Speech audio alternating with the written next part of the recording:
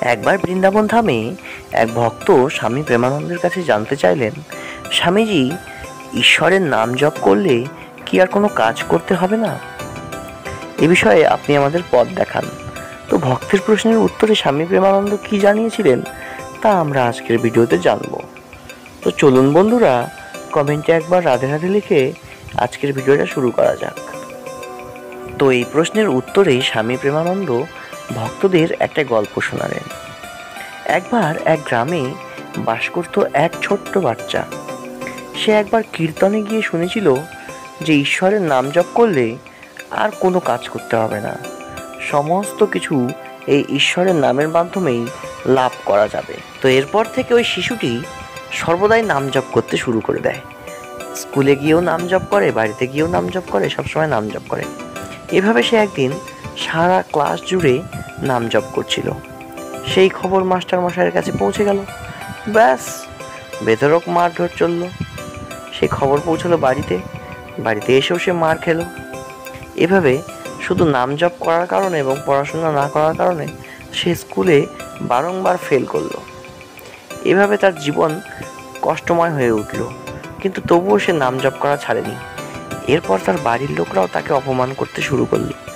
বাড়ির লোকের অপমান, পাড়ার লোকের অপমান, প্রতিবেশীদের অপমান, সহপাঠীদের অপমান, এই সমস্ত অপমান সহ্য না করতে পেরে সেই শিশুটি নিজের প্রাণ ত্যাগ করার সিদ্ধান্ত নিল। এভাবে সে একটি নদীর ব্রিজের ওপর গিয়ে উপস্থিত হলো নিজের প্রাণ ত্যাগ করার জন্য। এবং যখনই সে ব্রিজের ওপর থেকে ঝাঁপ দিতে গেল, তখনই পেছন থেকে এক দিব্য সাধু তাকে ডেকে উঠল, ক্যা করনে যা রহে হো, ক্যা তুমি ভগবান সে ডর নেই? তখন বাচ্চাটা বলল যে না, ভগবানের নামের উপর আমার একদম ভরসা নেই, একদম বিশ্বাস নেই। আমি এত করে ভগবানের নাম করলাম, তবু আমার সঙ্গে কিচ্ছু ভালো হয়নি, আমি কোনো উপকার পাইনি। এইটা শুনে সাধু বলল, দেখি তুমি হা করো। বাচ্চাটি হা করলো এবং সাধুটি দেখতে পেল যে সে সারা জীবন ধরে শুধু ঈশ্বরের নাম করেছে। এরপর সেই সাধু দিব্য অক্ষরে তার মুখের মধ্যে রাম নাম লিখে দিল। এরপর কয়েক মুহূর্তের মধ্যেই ওই শিশুটি এই সংসারের সমস্ত জ্ঞান লাভ করল।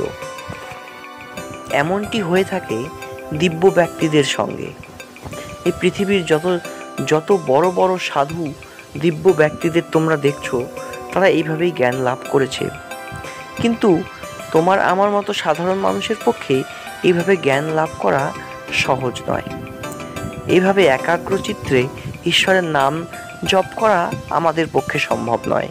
কেন আজকালকার মানুষ তো সাধারণ মোবাইলের মায়াটাই ত্যাগ করতে পারে না, তারা সংসারের মায়া কিভাবে ত্যাগ করবে? তাই তোমরা সংসার ধর্মে থাকো, নিজের কাজ করো, তার সঙ্গে সঙ্গে ঈশ্বরের নাম করো, দেখবে জীবন মঙ্গলময় হয়ে উঠবে। তো ভক্তের প্রশ্নের উত্তরে স্বামী প্রেমানন্দ এটিই জানিয়েছিলেন। তো বন্ধুরা, আপনাদের আজকের ভিডিওটা কেমন লাগলো তা আমাদের কমেন্টের মাধ্যমে জানান।